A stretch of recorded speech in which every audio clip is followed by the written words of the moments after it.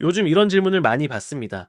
중국은 반도체에 이미 수백조 원을 쏟아붓고 있는데 왜 아직도 한국이나 미국을 못 따라오느냐? 그런데 이 질문에는 중요한 전제가 하나 빠져 있습니다. 중국은 아직 전면 올인 상태가 아니라는 점입니다. 자, 중국은 국가가 마음 먹으면 뭐든지 밀어붙일 수 있는 나라처럼 보입니다. 하지만 현실은 다릅니다. 부동산은 흔들리고 있고, 지방정부 재정은 이미 한계에 와 있고, 네, 청년 실업도 심각합니다. 자, 이 상황에서 반도체 국가 시스템을 전부 올인하는 건 중국 입장에서도 치명상입니다. 그래서 지금까지 중국은 반도체를 이렇게 다뤄왔습니다. 돈은 쓰지만 속도는 조절하고 외국 기술도 계속 활용하는 방식, 즉 올인 직전의 관리 모드였습니다. 그런데 상황이 바뀌는 순간이 있습니다. 한국 기업이나 외국 기업이 중국에서 철수하는 순간입니다. 자, 이때부터 반도체는 산업 정책이 아니라 체제 생존 문제로 바뀝니다. 중국 입장에서 이렇게 인식됩니다. 자, 외국 기술에 의존하고 있구나. 네, 언젠가는 완전히 끊길 수도 있겠구나. 이때부터는 계산이 끝납니다.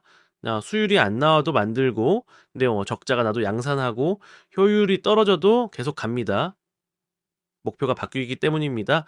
경쟁이 아니라 의존 제거로. 그럼 이런 질문이 나옵니다. 그래도 그렇게 하면 중국도 크게 다치지 않느냐? 맞습니다. 다칩니다. 자, 하지만 중국은 그 고통이 한 번에 터지지 않게 만드는 구조를 갖고 있습니다. 제 위기가 오면 먼저 국유은행이 부실을 장부에 쌓아두고 버팁니다. 그 다음 지방정부가 재정 악화와 투자 축소를 떠안습니다. 이 과정에서 지원에서 밀린 민간 기업이 먼저 정리됩니다. 그리고 실업과 소득 감소의 부담은 개인과 가계로 내려갑니다. 즉, 위기의 비용이 금융에서 지방으로 기업을 거쳐 개인으로 천천히 흘러갑니다. 그 사이 중앙 권력은 직접적인 정치적 충격에서 떨어져 있습니다. 자, 이 구조 덕분에 중국은 치명상을 알면서도 장기전을 선택할 수 있습니다. 그럼 다음 질문입니다. 중국이 국가 총동원을 하면 반도체를 바로 따라잡을 수 있느냐? 정답은 이겁니다. 이제 추격은 시작되지만 격차가 바로 사라지지는 않습니다. 특히 HBM, 최신 DRAM, 초정밀 공정 이 영역은 국가 총동원을 해도 단기간에 건너뛸 수 없습니다. 이건 돈의 문제가 아니라 그 장비와 생태계 그리고 실패가 쌓이는 시간의 문제이기 때문입니다. 그래서 중국의 추격은 빠른 질주가 아니라 느리지만 멈추지 않는 장기 추격의 형태로 나타납니다. 이 구조를 가장 먼저 공개적으로 경고한 사람이 있습니다. 엔비디아의 CEO 젠슨 황입니다. 그의 주장을 한 문장으로 요약하면 이겁니다. 수출 규제라는 벽이 오히려 중국에게 자생할 시간과 명분을 주고 있다는 것입니다. 젠슨 황은 이렇게 말합니다.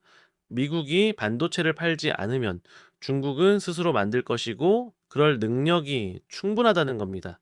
중국은 못 만들어서 안 만든 게 아니라 굳이 만들 필요가 없어서 안 만들던 나라였습니다. 하지만 이제는 사고 싶어도 살 수 없게 됐습니다. 그래서 성능이 부족해도 자국 칩을 쓰는 구조가 만들어졌습니다. 그리고 이 과정에서 중국은 가장 중요한 걸 얻습니다. 실제 사용 데이터와 피드백입니다. 엔비디아의 A100, H100이 막히자 중국 빅테크들은 화웨이의 어센드 칩을 대안으로 쓰기 시작했습니다. 이건 단순한 대체가 아닙니다. 자, 중국 최대 고객들이 같은 칩, 같은 소프트웨어, 같은 시행착오를 공유하게 된다는 뜻입니다. 그래서 젠슨 황은 이 상황을 이렇게 표현합니다. 미국이 스스로 거대한 시장을 경쟁자에게 넘겨준 셈이다. 그가 가장 경계하는 건 중국의 자원 동원 능력입니다. 중국에는 이미 수많은 GPU 스타트업이 있고 정부는 장기간 보조금을 투입할 수 있습니다. 젠슨 황은 말합니다. 중국은 기술적으로 불과 한 세대 뒤에 있을 뿐이라고 이건 이미 따라잡았다는 말이 아니라 넘지 못할 벽은 아니라는 경고입니다. 그래서 다시 한국의 선택으로 돌아옵니다. 중국은 평소에는 올인을 피합니다.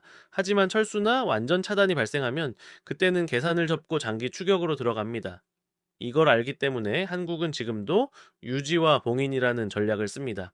중국 공장은 유지하되 최첨단은 넘기지 않는 방식. 이건 우유부단이 아니라 중국의 전력 질주를 막고 시간을 버는 전략입니다. 마지막으로 이 논리를 한 문장으로 정리하면 이겁니다. 중국은 반도체에서 이기기 위해 올인하는 나라가 아니라 지지 않기 위해 느려도 끝까지 추격하는 나라입니다.